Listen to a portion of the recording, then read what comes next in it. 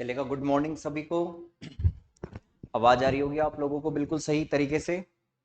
सुनना देखो, अभी तक आप लोगों के रिजल्ट्स नहीं आए हैं सेकेंड ईयर के, और फाइनल की क्लासेस भी स्टार्ट कर दी है हमने। तो अब सुनो, एक काम की बात।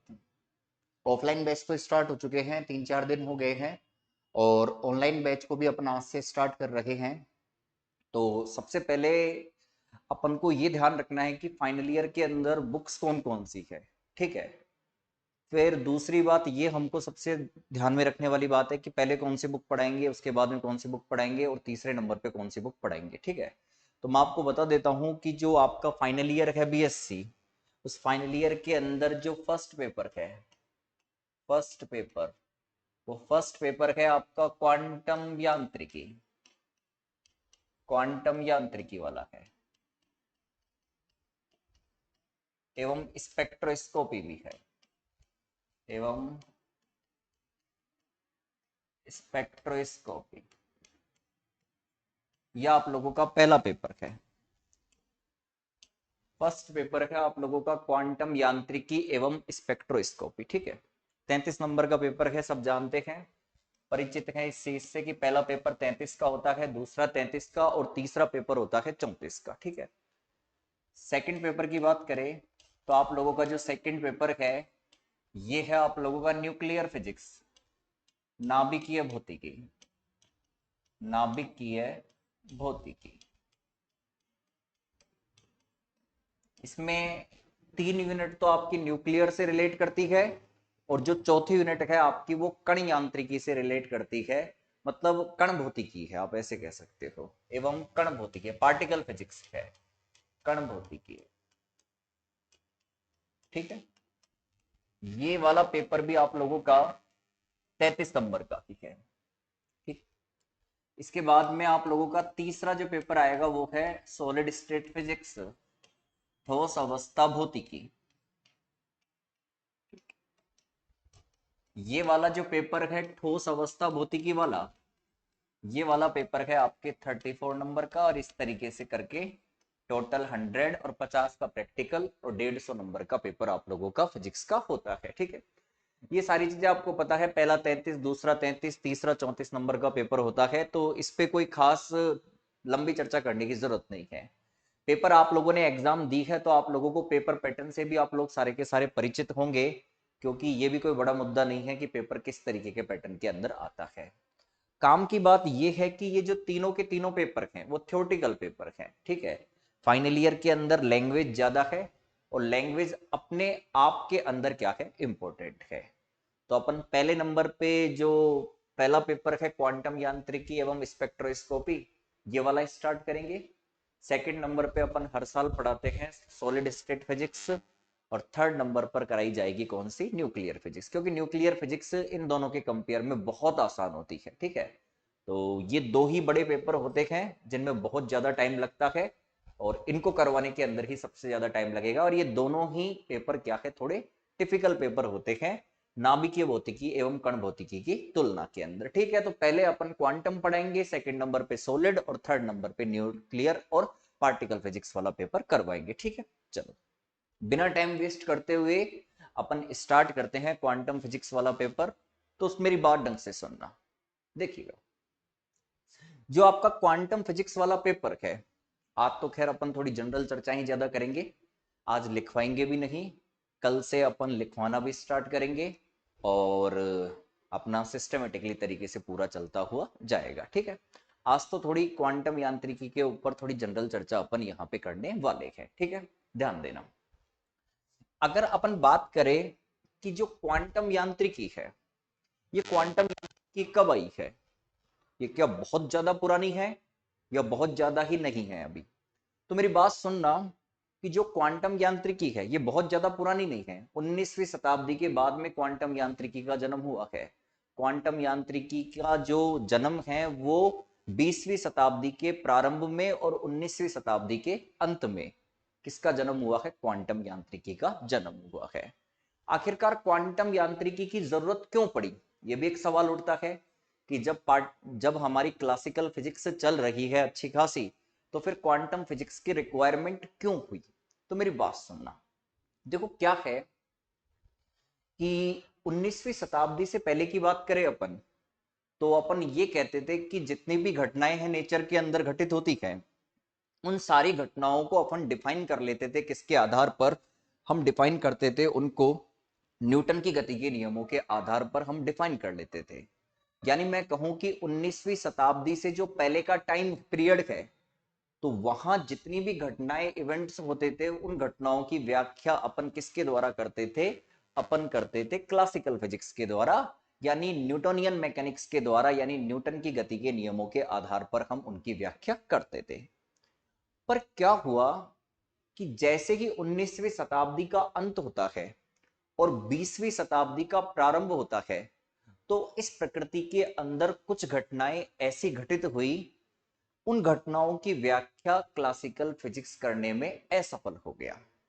क्योंकि देखो क्या होता था कि 19वीं शताब्दी से पहले हम ये मानते थे कि जो कण है और तरंग है, ये दोनों क्या है? अलग अलग है।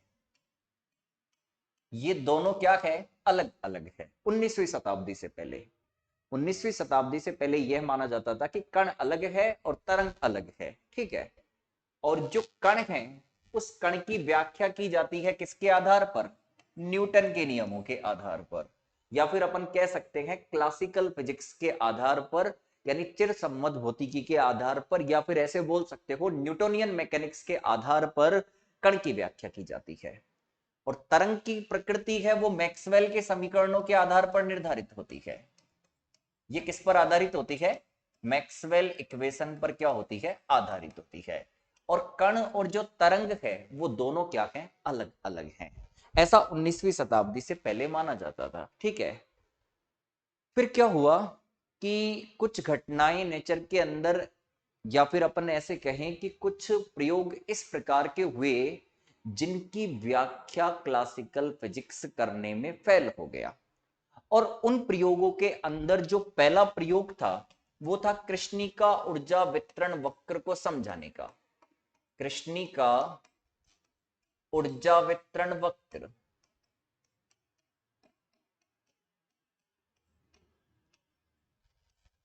दूसरा था उसके अंदर प्रकाश विद्युत प्रभाव।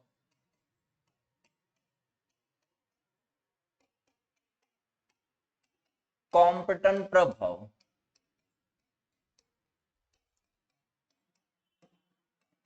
फिर था युग्म उत्पादन। इस तरीके से कुछ ऐसी प्रयोग थे, कुछ ऐसी घटनाएं थी जिनको समझाने के अंदर क्लासिकल फिजिक्स क्या हो गया? फेल हो गया।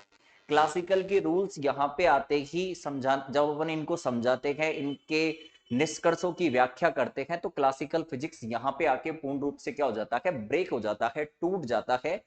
तो क्लासिकल फिजिक्स के द्वारा इनको नहीं समझाया गया। तो उस टाइम पे हमको एक ऐसी यांत्रिकी की जरूरत पड़ी, मतलब कोई एक ऐसा विचार आए कि वो विचार हमें क्या करे कि इन प्रयोगों को समझाने के लिए काम में आ जाए, ठीक है।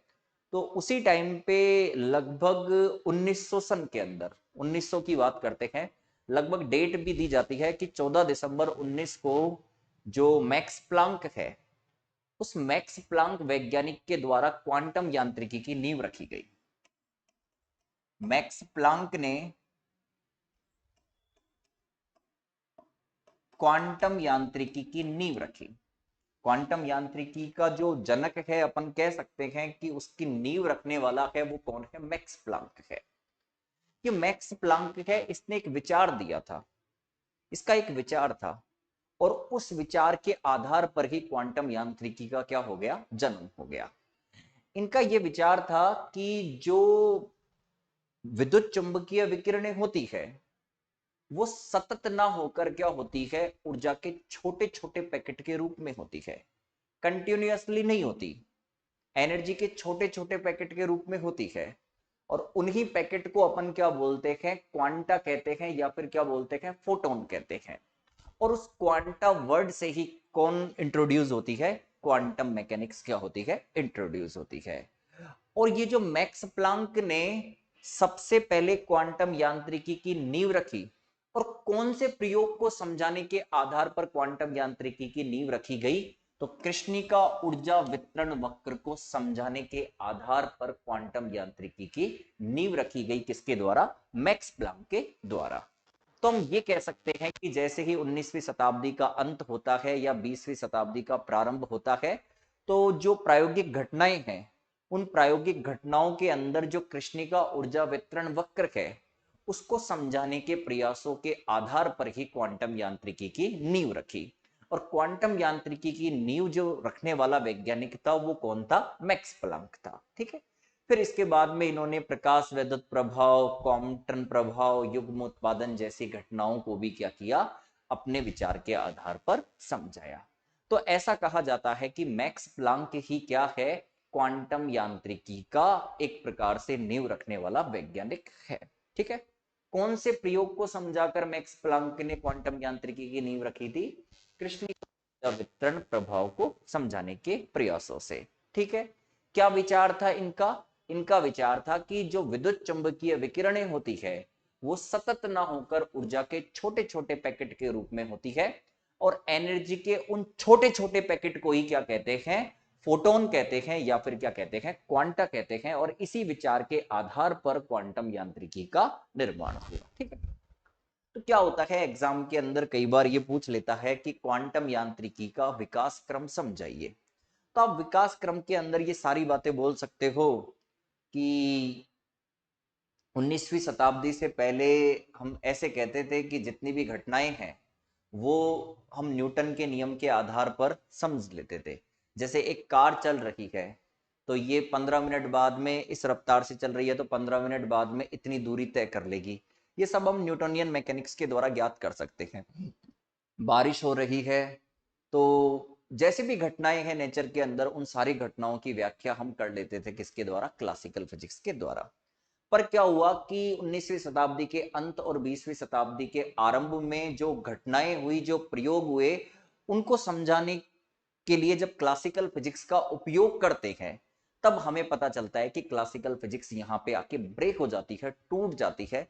तो फिर हमें नई फिजिक्स की रिक्वायरमेंट होती है, और जो नई फिजिक्स की रिक्वायरमेंट होती है, उसी को क्या बोलते हैं? क्वांटम फिजिक्स का नाम दिया गया। और ये विचार सबसे पहले मैक्स प्लांक के पास आया था क्वांटम यांत्रिकी को लेकर। और इन्होंने जो अपना विचार रखा था वो ये था कि जो इलेक्ट्रोमैग्नेटिक रेडिएशन होती है, विद्युत चुंबकीय विकिरण होती है, वो सतत ना होकर ऊर्जा के छोटे छोटे पैकेट के रूप में होती है। और उन पैकेट को ही अपन क्या बोलते हैं? फोटोन कहते हैं, या ऊर्जा का क्वांटा कहते हैं। और उसी क्वांटा वर्ड से ही कौन इंट्रोड्यूस होती है? क्वांटम मैकेनिक्स क्या होती है? इंट्रोड्यूस होती है। तो अब हमें करना क्या है? हमें ये प्रयोग सब पढ़ने हैं। सबसे पहले हम इन प्रयोगों को पढ़ेंगे। फिर प्रयोगों को पढ़ने के साथ साथ हमें यह पता चलेगा कि क्लासिकल फिजिक्स यहां पे क्यों फेल हो गई। फिर हम देखेंगे कि आखिरकार क्वांटम ने इसको किस तरीके से डिफाइन कर दिया। तो सबसे पहले जितनी भी घटनाएं होंगी ये सब पढ़ेंगे अपन। कृष्णिका पढ़ेंगे, कृष्णिका ऊर्जा वितरण वक्र पढ़ेंगे। आखिरकार कृष्णिका ऊर्जा वितरण वक्र को समझाने के लिए दो वैज्ञानिक आए थे, एक आया था वीन, दूसरा आया था रेले जीन्स। दोनों मिलकर भी नहीं समझा पाए, तो क्लासिकल फिजिक्स फेल हो जाती है। फिर क्वांटम के द्वारा इसकी व्याख्या हुई। ऐसे ही फोटो इलेक्ट्रिक इफेक्ट पढ़ेंगे, इसके निष्कर्षों से पता चलेगा कि कैसे यहाँ क्लासिकल फेल होती है, क्वांटम पास होती है। ऐसे ही अपन कॉम्पटन प्रभाव पढ़ेंगे, वहां भी पता चलेगा कि किस तरीके से क्लासिकल यहाँ काम नहीं करती और क्वांटम यहाँ पे काम करती है। तो ये जो पहला क्वेश्चन है, ये ही बन जाता है कई बार कि क्वांटम यांत्रिकी का विकास क्रम क्या है, ये समझाइए। ठीक है। तो अपन क्या करेंगे? क्वांटम यांत्रिकी के विकास क्रम को पढ़ेंगे। ठीक है। ये आपकी यूनिट फर्स्ट यहीं से स्टार्ट होती है, क्वांटम यांत्रिकी के विकास क्रम को लेकर। तो अपन स्टार्ट करते हैं इसको, अपनी क्वांटम मैकेनिक्स वाली बुक को।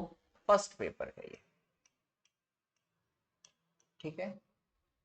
क्वांटम यांत्रिकी, क्वांटम यांत्रिकी एवं स्पेक्ट्रोस्कोपी।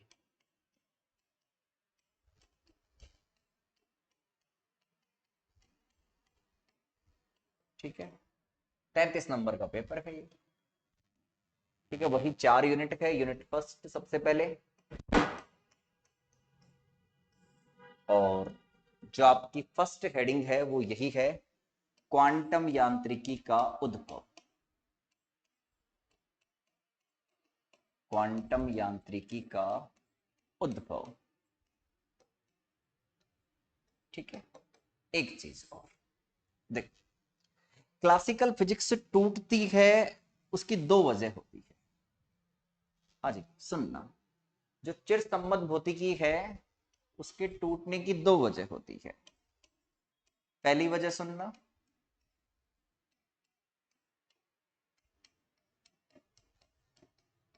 देखो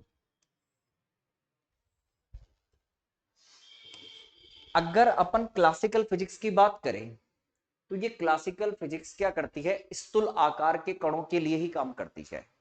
यानी वे कण जिनका आकार क्या हो, अधिक हो, वहीं पे क्या करती है, क्लासिकल काम करती है। लेकिन अगर कण का आकार कम हो तो, छोटा हो तो, जैसे अपन बात करें एटम, जैसे अपन कहें इलेक्ट्रॉन, प्रोटॉन, न्यूट्रॉन, तो इनको समझाने के लिए क्लासिकल फिजिक्स टूट जाती है।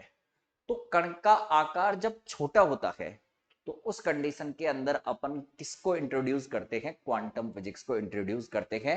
यानी कण के आकार को लेकर भी क्लासिकल फिजिक्स टूटती है। यानी हम कह सकते हैं कि स्थूल आकार के कणों के लिए चिरसम्मत भौतिकी और सूक्ष्म आकार के कणों के लिए क्वांटम भौतिकी की आवश्यकता होती है। तो एक तो आकार को लेकर इश्यू है।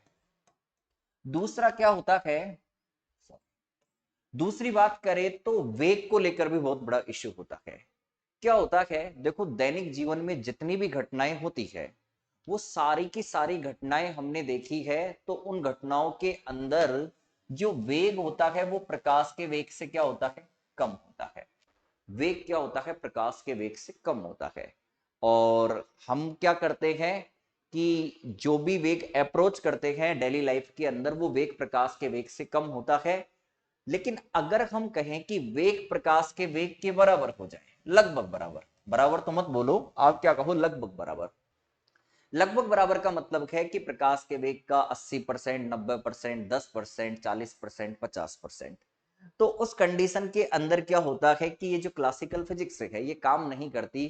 तो वहां पे इंट्रोड्यूस की जाती है STR, special theory of relativity, जो अपन फर्स्ट ईयर के अंदर पढ़ते हैं।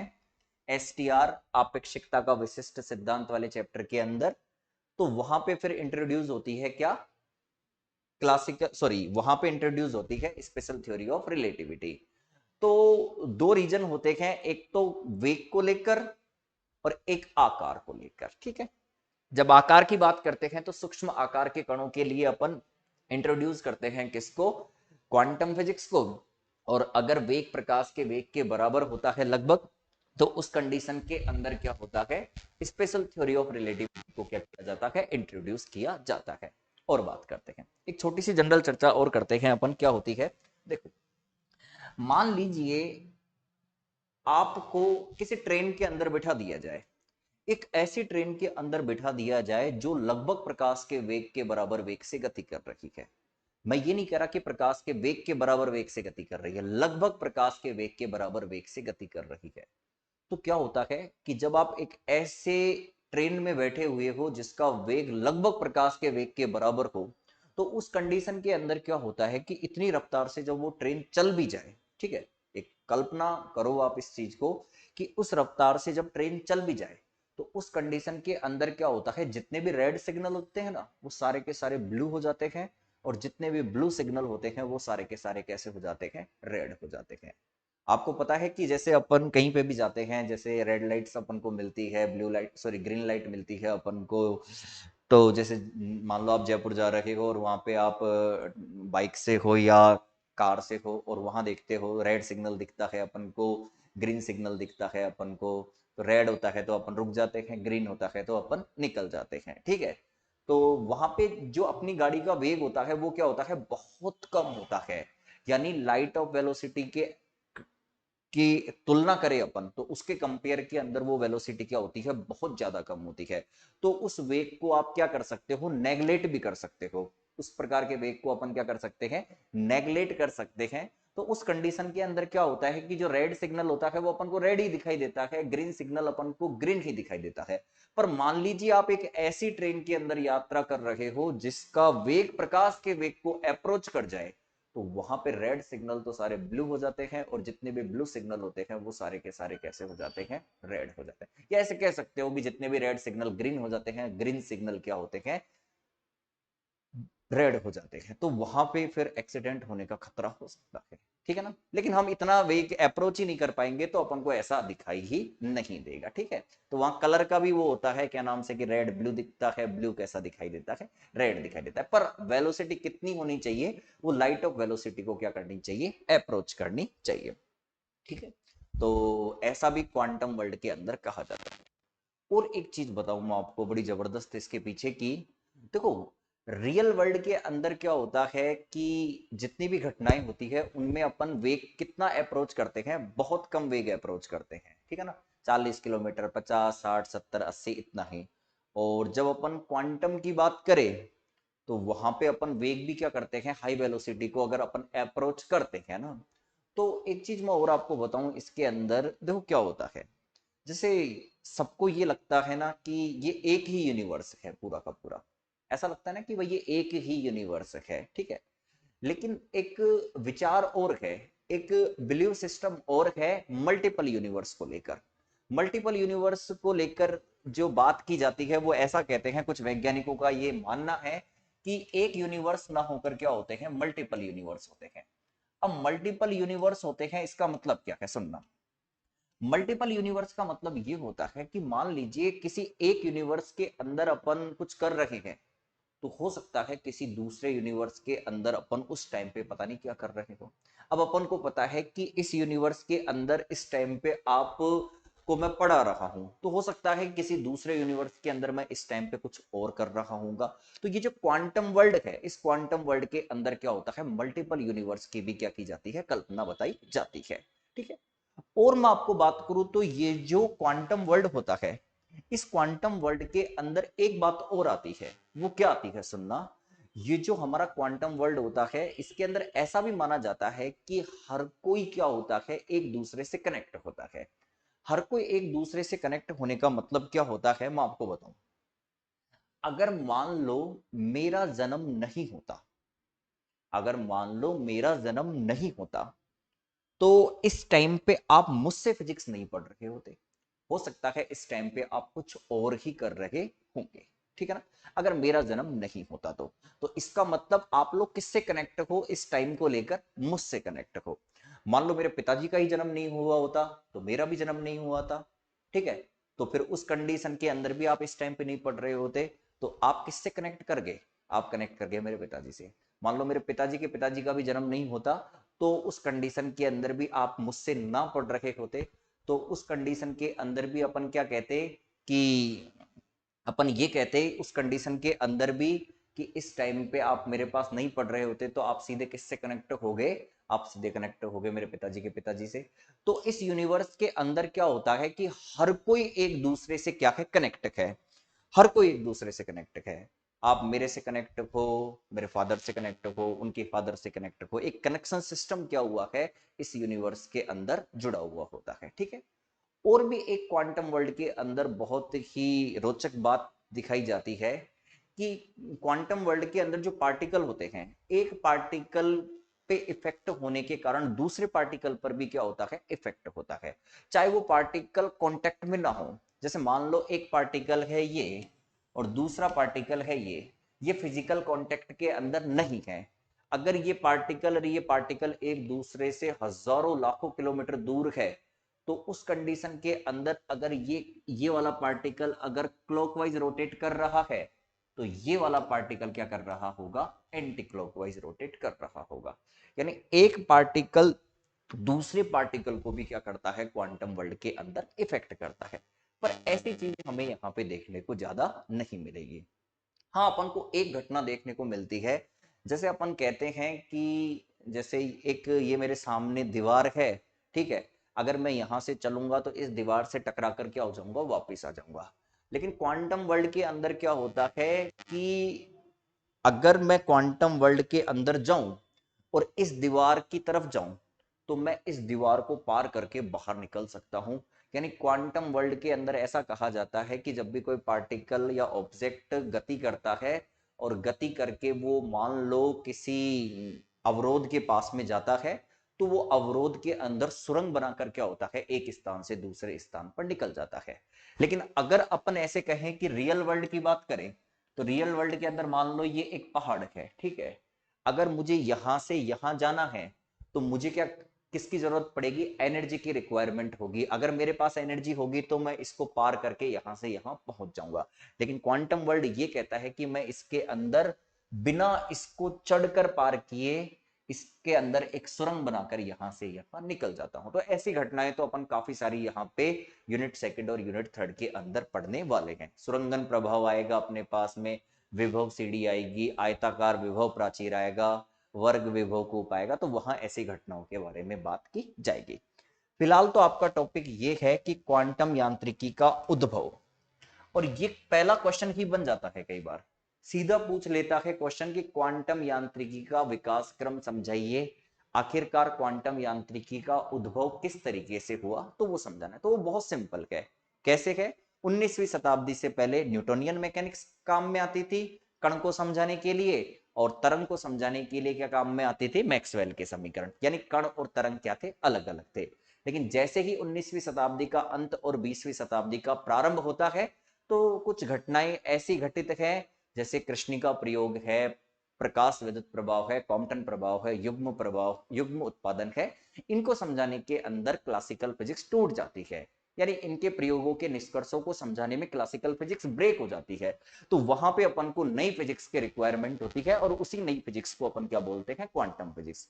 क्वांटम फिजिक्स कौन लेकर आया, किसके विचार से आई, मैक्स प्लांक के विचार से आई। कब आई, 1900 के आसपास आई, 14 दिसंबर 1900 बोल सकते हो। कौन से विचार से आई, कि विद्युत चुंबकीय विकिरणें होती है वो सतत ना होकर ऊर्जा के छोटे छोटे पैकेट के रूप में होती है, ठीक है। विद्युत चुंबकीय विकिरणों का उत्सर्जन सतत ना होकर ऊर्जा के छोटे छोटे पैकेट के रूप में होता है, और ये छोटे छोटे पैकेट को ही अपन क्या बोलते हैं, फोटोन कहते हैं या क्वांटा कहते हैं। और इस क्वांटा वर्ड से ही क्वांटम इंट्रोड्यूस होता है। कौन से प्रयोग को समझाने के प्रयासों से आई, कृष्णिका प्रयोग 1900 में आई। नींव किसने रखी, मैक्स प्लांक ने। कौन से प्रयोग को समझाने पर, कृष्णिका ऊर्जा वितरण वक्र को समझाने पर। किस विचार से, विद्युत चुंबकीय विकिरणों का उत्सर्जन सतत ना होकर ऊर्जा के छोटे छोटे पैकेट के रूप में होता है, उन्हीं को अपन क्वांटा कहते हैं। और उस क्वांटा से ही क्वांटम वर्ड आया। क्यों आया, क्योंकि क्लासिकल फिजिक्स इन प्रयोगों के निष्कर्ष को समझाने में फेल हो गई। कैसे फेल हो गई, बस वही तो पढ़ना है अपन को क्वांटम में। कृष्णिका पढ़ेंगे, प्रकाश विद्युत प्रभाव पढ़ेंगे, कॉम्पटन प्रभाव पढ़ेंगे, तो ये सारी की सारी घटनाएं इसके अंदर अपन को देखने को मिलने वाली है, ठीक है। चलो, तो मैं आज की क्लास को तो केवल एक इंट्रोडक्शन क्लास के तौर पर ही बता देता हूं, ठीक है ना। तो ये मैंने इसका विकास क्रम क्वांटम यांत्रिकी का आप लोगों को समझा दिया है। हो सकता है शुरू के अंदर आपको 2-3 क्लासें रिकॉर्ड के तौर पे भी मिल जाए, फिर उसके बाद में एक पर्टिकुलर टाइम बता दिया जाएगा कि इस टाइम पे आप लोगों की क्लास क्या होगी, लाइव क्लास के रूप में होगी, ठीक है। तो अपना एक प्रकार से स्टार्ट हो चुका है यूनिट फर्स्ट, क्वांटम यांत्रिकी का उद्भव, जो मैंने समझा दिया है। इसको मुझे क्या करना है, रिटर्न के रूप में भी लिखवाना है, वो मैं नेक्स्ट क्लास आप लोगों को लिखवाऊंगा, ठीक है। और नेक्स्ट क्लास के अंदर और भी ज्यादा अच्छी चर्चा करेंगे। बहुत ही इंटरेस्टिंग बुक है ये वाली, ठीक है, और बहुत अच्छी बुक है, पढ़ने लायक बुक है क्वांटम यांत्रिकी वाली, ठीक है। तो मिलते हैं नेक्स्ट क्लास के अंदर, तब तक के लिए पढ़ते रहो, ठीक है। आज के लिए इतना ही।